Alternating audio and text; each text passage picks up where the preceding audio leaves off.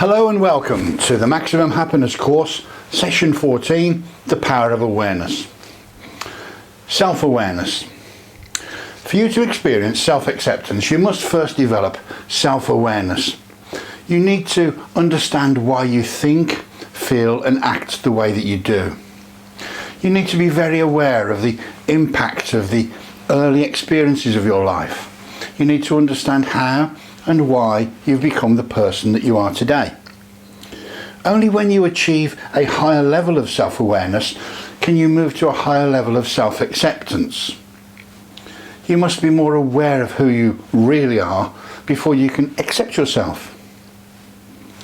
And it's only with a high level of self-acceptance that you can enjoy real self-esteem.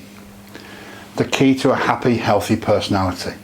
Self-awareness is having a clear perception of your personality, including your strengths, your weaknesses, your thoughts, your beliefs, your motivation and your emotions.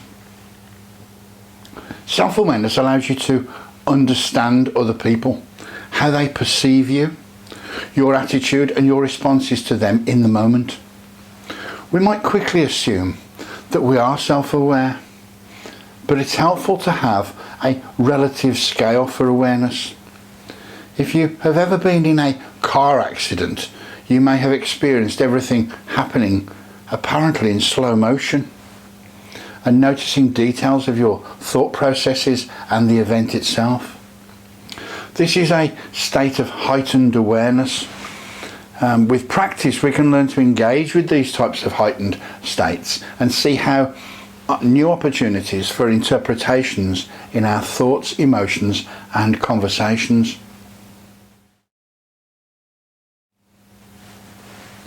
So why do we need to develop self-awareness? As you develop self-awareness, you're able to make changes in the thoughts and interpretations you make in your mind. Changing the interpretations in your mind allows you to change your emotions.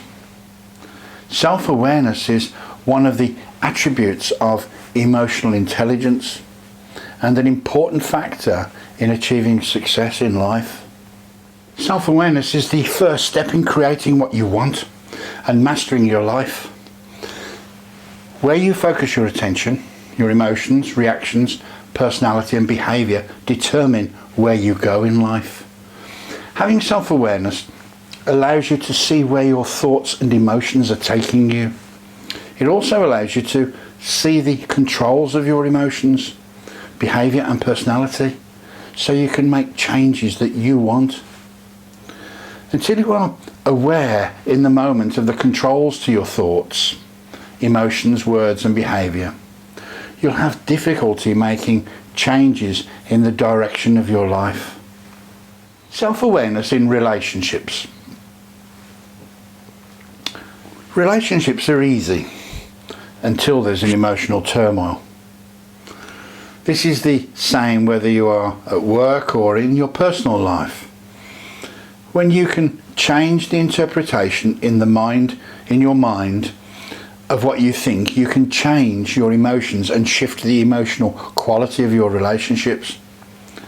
When you can change the emotions in your relationships, you can open up entirely new possibilities in your life. Having a clear understanding of your thoughts and behaviour patterns helps you to understand other people. This ability to empathise facilitates better personal and professional relationships in your life. So let's talk about developing self-awareness. Self-awareness is developed through practicing, focusing your attention on the details of your personality and behaviour. It isn't learned from reading a book. When you read a book, you're focusing your attention on the conceptual ideas in the book. With your attention in the book, you're practicing not paying attention to your own behaviour, emotions and personality. So the book effectively is a distraction. Think of learning to be mindful and self-aware as learning to dance. When learning to dance, we have to pay attention to how and where our feet move, our hands and our body motion, and what our partner is doing, the music, the beat, the floor space and other dancers around you. Self-awareness isn't learned from books, and dancing isn't either. If you have an emotional reaction of anger or frustration, you notice many of the thoughts and small triggers that build up towards those emotions. You also notice moments when you can change the interpretations in your mind or not believe what you're thinking. In this heightened state of awareness, you instinctively make better choices in your thought process long before an emotional reaction or destructive behaviour arises. Making changes in your behaviour is much easier to do when you catch them early, before the momentum of thought and emotion has gathered steam. The changes in your mind and behaviour become simple and easy steps when you develop self-awareness. Self-awareness relates to what you are and not necessarily who you are. Understanding your true self is the key to unlocking your real potential here. Keep an open mind and try not to prejudge the information until you've had a chance to verify it from other sources and to work with it in your own life. Science has proven that our world is composed of pure energy. We heard about this in the previous sessions on energy. This energy is intelligent and operates according to specific designs or patterns. Some designs are fixed and remain constant, whilst others are in a constant state of change. It's through our interaction with this energy that we gain control over our conditions and our end results. Improved results are waiting, and the ball's in your court. The centre of your universe begins and ends with you. You are the source of everything you experience. You are the foundation and common denominator to all aspects of your life, including your environment, your relationships, and your belief system. Without you, your world would cease to exist. Therefore, if you want to make any real and significant changes to your life, the only place to start is with yourself. You must first know what materials you have to work with before creating the life you want. You have to have self-awareness before moving into self-acceptance. Once that foundation is established, you can then build yourself anew, using your wants and desires as the building materials to shape yourself and your future world.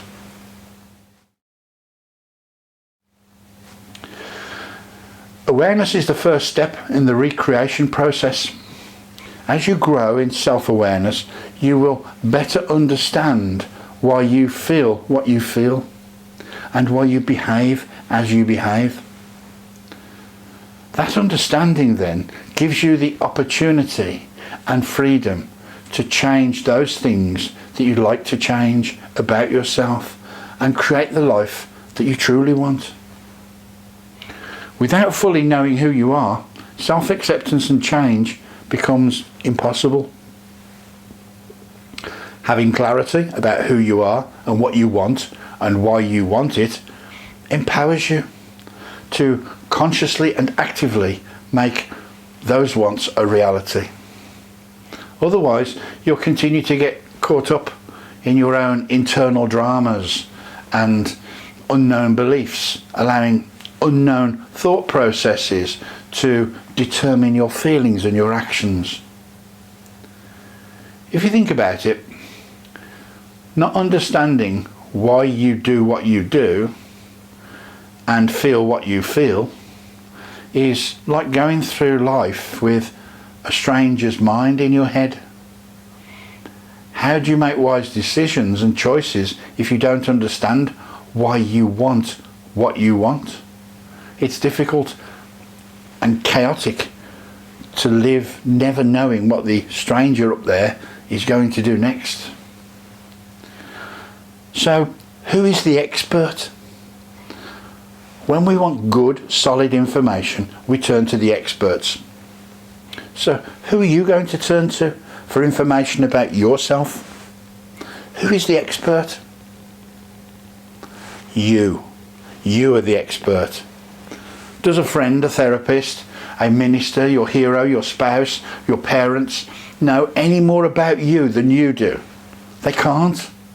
You live in your skin and mind 24 hours a day, 7 days a week, 52 weeks a year, day in, day out, and no one is closer to you than you. The answers are all in there. Perhaps all you've needed to solve your riddles is some useful questions. Because using questions to become more self-aware is an important part of the process. Our quality of life can be improved by the quality and quantity of questions that we ask ourselves and the honesty with which we answer them. Questions can help you become more self-aware. Are you your house? Are you the district where you live? Are you your job? Are you what you look like? The answers to these questions are only reflections of who you are to the outside world. But it's just that, a reflection of your inner self. To go below the surface, the questions need to be more meaningful and layered. Think of the questions as being in layers. Each level or layer of questioning takes you closer and closer to the core of your being, the core at the centre of your being. Here are some examples of some layers. What type of people do I enjoy spending time with? You might answer, well, they have to be open-minded people. I really enjoy their company. And your question might be, why do I enjoy being with open-minded people? And your answer might be, because then I can explore lots of different ideas. I enjoy searching for answers, and if they're open-minded, the exploration can go anywhere. The next level question might be, what do I mean by exploration can go anywhere? And you might answer, I mean, I can investigate all the big questions in life, like, why are we here? Where do emotions come from? The next question, lower down again, how does being with open-minded people assist me in exploring those questions? And your answer might be, well, if they're open-minded, they won't make fun of my ideas. That prompts the question, why is it important to me that people do not make fun of my ideas? And your answer might be, because it feels like my ideas are, well, they're me. I don't like being made fun of. Prompts the next question, why don't I like being made fun of? And you'd answer it, because then I don't feel good about myself. So the next question would be, well, why would I not feel good about myself if people are making fun of me? And my answer might be, because they're not accepting me for who I am. And the next level question might be, we're getting deeper and deeper now, why do I feel low if others don't accept me for who I am? And my answer might be, because it means I'm not okay. And the next question might be, how does others not accepting me mean that I'm not okay? And finally, you arrive at the conclusion that says, I guess it doesn't have to mean that. As you can see from the layering and the questioning process, the further down the questioning process you drill down, the more you can tap into why you do what you do and who you are, the core of your being, if you like. It will take time for you to go through all of the questions if you keep digging down like this in each layer. But feel free to refer back to this example on the video or in the guidebook when answering the questions. Here are a few tips about answering questions, the questions that are going to follow on. Awareness is the first step in the creation process. We've heard this. As you grow in self-awareness, you'll better understand why you feel what you feel and why you behave as you behave. That understanding then gives you the opportunity and freedom to change. Without knowing who you are, self-acceptance and change becomes almost impossible. So, be as specific as you can. General answers will only give you a general sense of who you are. The more specific your answers, the more impact they will have on your life, and you'll have a much clearer picture of yourself. I can't emphasize this enough. Be specific. Be specific. Give specific answers. When you think you've been pretty specific, make it even more specific. Ask questions, don't pass judgments about yourself. Don't ask yourself these questions with a judgmental tone. They're not accusations or calls for you to defend yourself. They're questions to help you discover who you are. Be honest and gentle and non-judgmental with yourself. No one has to see your answers.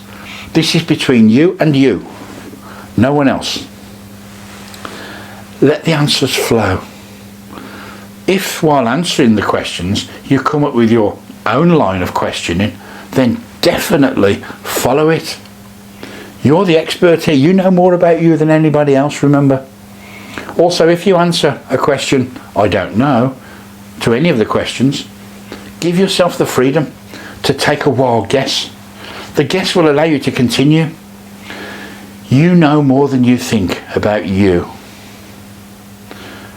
Be totally honest. Honesty leads to true awareness, but it requires real courage. It's the courage to face what you fear or find difficult to accept about yourself. When you summon the courage to take ownership of your actions, thoughts and feelings, you'll recover the blueprint of your life. You'll be able to face your fears and find the inaccurate beliefs that created them in the first place. There's an expression that says, we make our world significant by the courage of our questions and the depth of our answers. When answering the questions that will follow on shortly, see if you are substituting rationalizations or justifications for your genuine feelings. Check inside yourself and see if you are asking, how should I feel? Rather than, how do I actually feel? Because all too often we think about the shoulds rather than the factuals. Put the facts down. How do you actually feel? Monitor if you are speculating intellectually about the answers rather than getting in touch with what you are thinking and feeling inside. Know that in the past you had reasons for perhaps not being fully honest with yourself, and that those reasons may no longer be useful or serve your best interests. Know that whatever you discover about yourself here, you can handle it with ease and acceptance. Trust that the information that you're going to uncover will in some way lead to a greater sense of peace about yourself, and that the answers to these questions will take you by the hand and lead you to where you want to go. Becoming more honest with yourself is an act of self-renewal.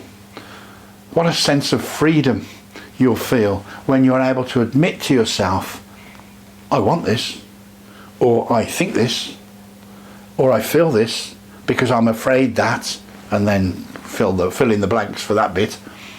This is the first step towards discovering the hidden fears.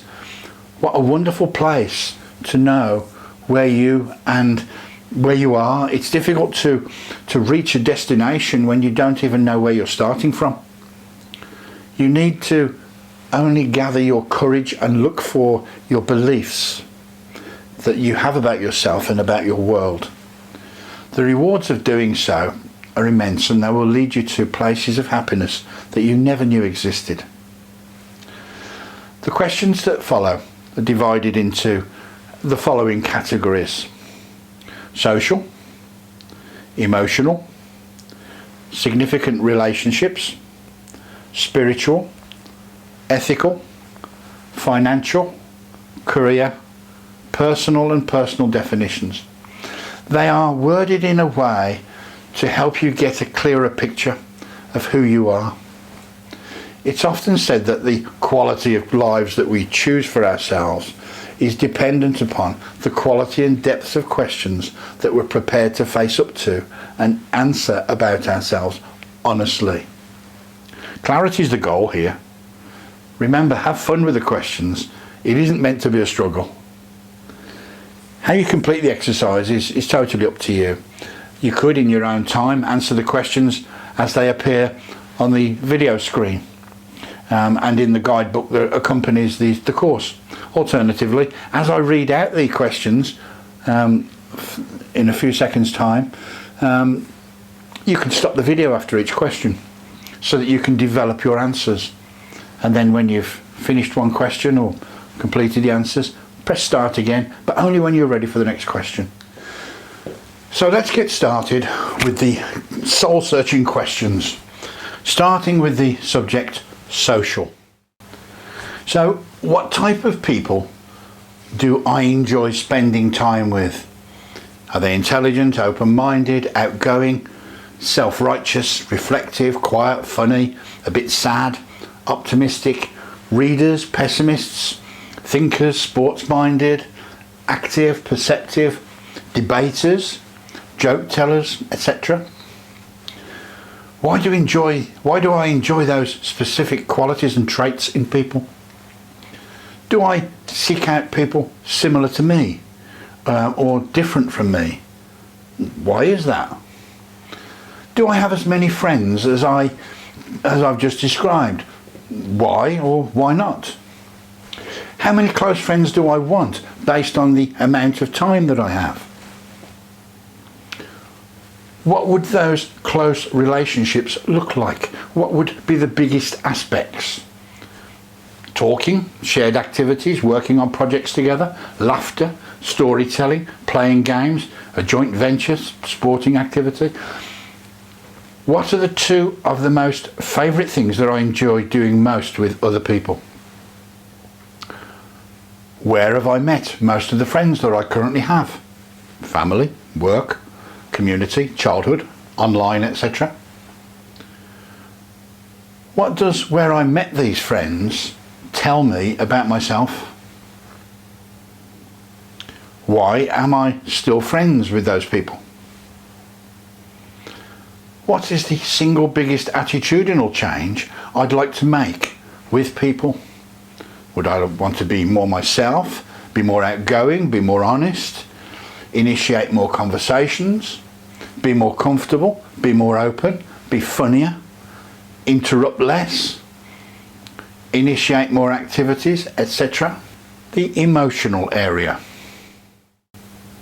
So list 3 situations and or times when you were the most happy in your life. Give specific instances. What elements were present when I felt that way? How was I feeling about myself during those times? What do I fear most in my life right now? Why? What would it mean if that happened? When do I feel the most angry or frustrated? What is it about those situations that I feel that way? What's my definition of love? Not the Oxford English Dictionary's definition, my definition. And when I say my, I'm talking about you here now, obviously. What are my primary beliefs about love? It's easy, scary, short-lived, feels good, not possible, difficult, etc. Where and when did I acquire those beliefs? Do I still believe them? Why or why not? Do I have much control over my emotions? Why or why not? What emotions do I want to feel most of the time? Now we move on to significant relationship. If not currently in a marriage, life or partnership or relationship, what specific characteristics and I'll say it for you this time, do you want your ideal life partner to possess? Generosity, open-mindedness, funny, gentle, strong personality, quiet, organised, similar beliefs as you about politics, finances, parenting, etc. Sense of fun, they're honest, similar goals, attractive, playful, outgoing, etc. Why do you want them to have those characteristics? How would you feel if you never had a life partner? Why would you feel that way? If you're currently in a marriage or life partnership and relationship, these questions are for you. Are you completely happy in your current relationship? Why or why not? What is the biggest problem that you see in the relationship? In what way would you like your partner to change? And why is that important to you? Could you be happy if that person didn't change? Why or why not? What did you appreciate about this person when you first met them and knew them? What do you appreciate about them now? Why are those qualities important to you? What is the single biggest attitudinal change that you could make that would enhance your relationship? Do you experience growth and intellectual compatibility with your significant other? How does the future look with this person? Will you experience continued growth and stimulation with this person beyond what the relationship presently offers? Now let's look at spiritual or ethics. Do you believe in God? If not, do you believe that the universe operates? Why do you believe that? Do you believe in another deity other than one called God? Has your childhood affected your beliefs about God or the lack thereof? What characteristics do you believe God possesses? Why do you believe that? What is your relationship with God and the universe? Is the relationship the one that you want? If so, why or why not? In what way does your spiritual belief affect your day-to-day life? Do you have a code of conduct that you follow? If no, do you want one? Why or why not? If yes, what is it? And why these codes? Financial. What beliefs did you take on from your parents in regards to money? It's difficult to get, it's scarce, you should only have so much, it's easy to make. Having it, not having it, say something about you. Live for the moment, give it away. I'll never have enough, or you'll never have enough, it's a secret, saving is important, etc. What does money mean or represent to you? Security, aliveness, freedom, love, peace of mind. Do you feel peaceful or anxious in regards to money? Why do you feel that way about it? How much money do you feel that you deserve to make a year? Why that much? Why that amount? What would it mean to you if you made more or less than that amount? Why do you believe that? And now career. What type of things did you enjoy doing as a child? Building things, drawing, sports, writing, solving puzzles, being with animals, your chemistry set, organising games, talking, anything physical, playing house, cowboys and Indians with dolls, or with dancing or a sporting activity. Do you do anything today that has similar qualities to it? Are you still doing something today that you were doing when you were a child? How do you currently earn your livelihood? How did you come to be so employed? What was present during the times that you loved your work? What elements were present in those situations? Are you currently doing the type of work that you love to do? If not, what type of work would you like to do?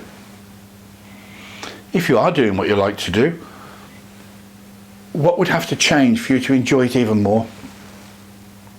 What attitudinal change could you make to enjoy it more? What stopped you so far from pursuing the type of work that you really love? Do you want to continue allowing that to stop you? What could you do to change that? And what's your definition of success? Again, not the Oxford English Dictionary definition. and now your personal life. What skills do you have that you've acquired that you're most proud of? What accomplishments are you most proud of? Beginning when you were a child, what are the 10 most significant events in your life? Why did you make them that significant? What made them significant? What period of your life did you like most, and why? What period of your life do you like least, and why? What are 5 of your greatest strengths? And what do you desire most right now? Why do you desire that? If you were to receive an award, what would you want that award to be for? Why that? If you were to pick out a general theme that showed up often whilst answering these questions, what would that theme be? What do you think that means? How do you feel about that? Now we're going to move on after the questions and talk about something called the true self.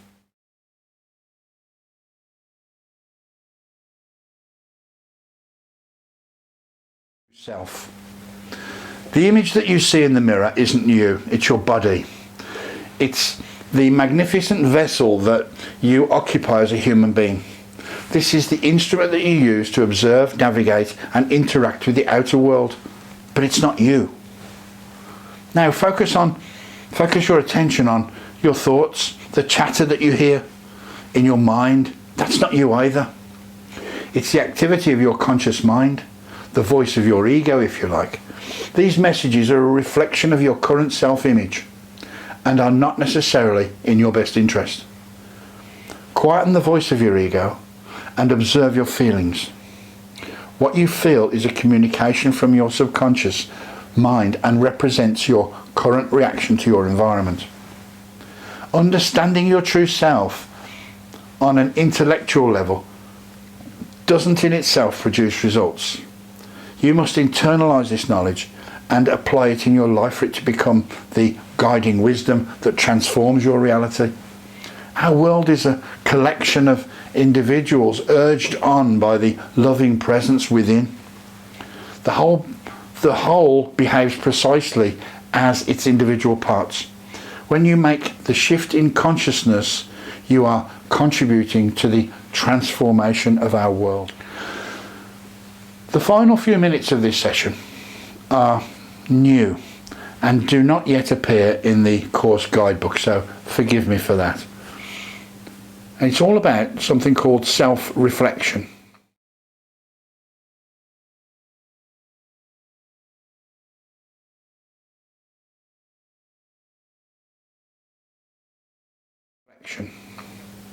So, what is self-reflection and why is it so important? You probably look in a mirror most days and are as familiar with your appearance as almost any other sight that you may see.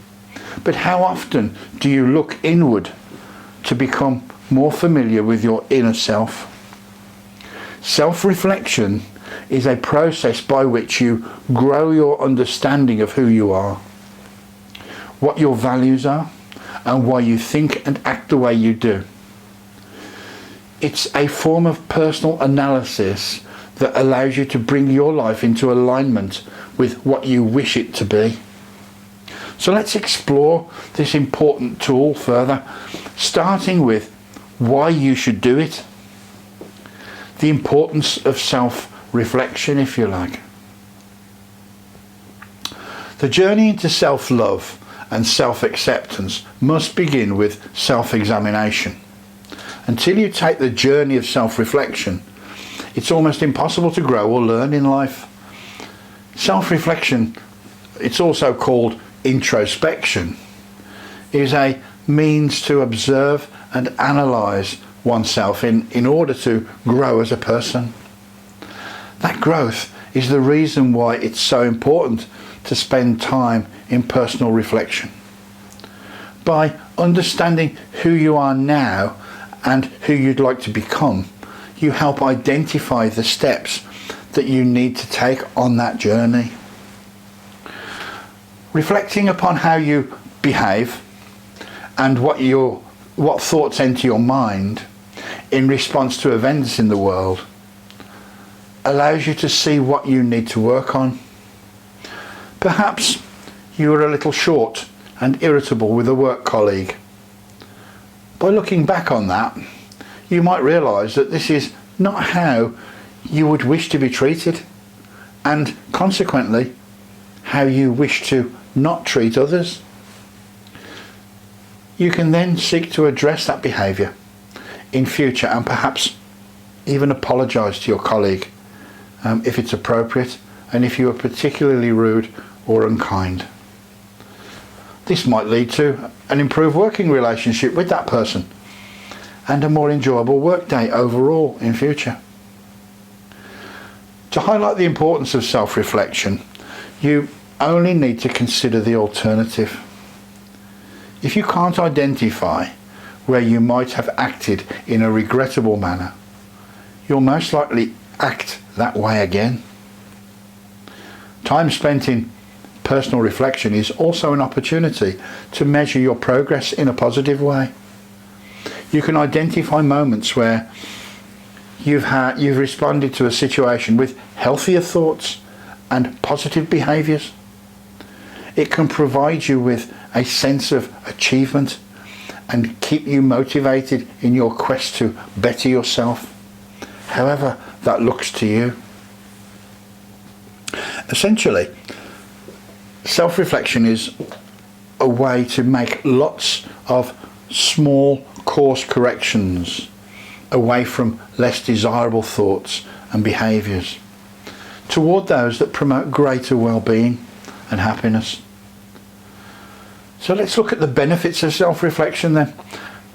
Now that we've seen why it's so important to reflect upon your thoughts and your actions, what are the potential practical benefits of self-reflection? Improve relationships, for one. As in the workplace example that you heard earlier, by reflecting on how you treat others and the thoughts that you may have about them, you can make changes that lead to a more harmonious relationship with others. If there are difficulties in a relationship, be that romantic or platonic or business-wise, you can assess the situation, ask what role you are playing in those difficulties, and find ways to overcome them. Once again, think back to the perception cycle from session 9 earlier in the course and how its use might benefit you here. Self-reflection gives you the chance to see how you truly feel about the other person and consider the value that that relationship brings to you in your life. This can make you more appreciative of that person, which then influences how you interact with them and behave with them and towards them. Self-reflection can also bring greater clarity of thought. Introspection provides an opportunity for you to think about something in isolation from the thing itself. Instead of your mind being clouded by the emotions that you experience when dealing with the thing in question, you can view it in a more rational sense. You can see it with more clarity and think about it from a rounded perspective with the pros and the cons and other important details that help you make a reasoned conclusion about how you wish to change with regards to it, or even if you actually don't want to change. Perhaps, for example, the thing is a choice such as the job that you might want to take.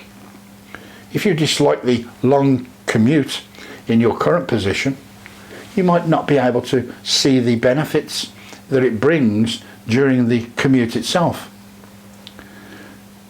But by stepping back and thinking about it on a day off, you might realise that despite not being all that enjoyable, the pros of a job that you are passionate about, or the wages that you receive from it, could make the commute worthwhile on balance. It may even change how you feel about your commute or how you choose to spend that time. Introspection also helps you with knowing your true values. You will find it hard to really know yourself until you have spent some time thinking about what really matters most to you.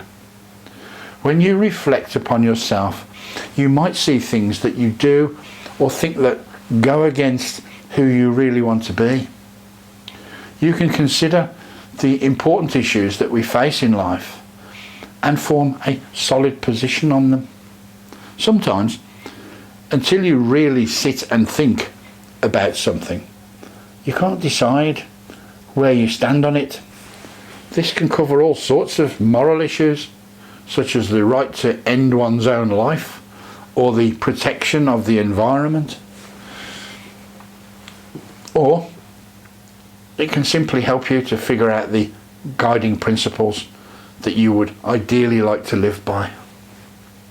Self-reflection is the means by which your moral compass can be formed and refined so that you are able to act true to it in all that you do, congruent to your values. It can help you feel less lost in life and more empowered to create a future that reflects your core beliefs and values. And introspection can also help with improved decision making. We make hundreds of choices every day, but most are insignificant and can be left to our subconscious mind, our unconscious mind if you like. But when it comes to the more important decisions in life, a little personal reflection is invaluable. It comes back to having clarity of thought and awareness of your true values again. With these two things, you can make decisions that put you on the best path to greater well-being and happiness. This means fewer regrets or missed opportunities and more peace of mind, knowing that you have made the right choices. Introspection can bring about better sleeping patterns for you.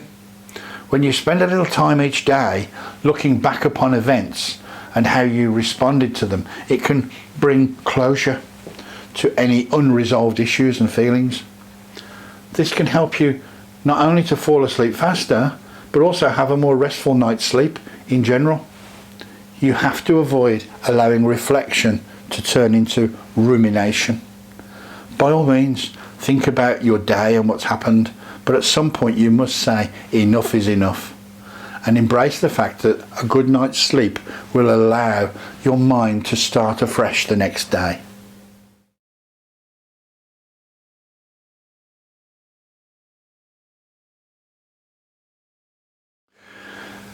Thank you for watching this session on the power of awareness. Coming up in session 15 is the power of acceptance. Discover how acceptance, and in particular self-acceptance, can transform your life and directly improve your experience of happiness in life. Learn how to increase your acceptance.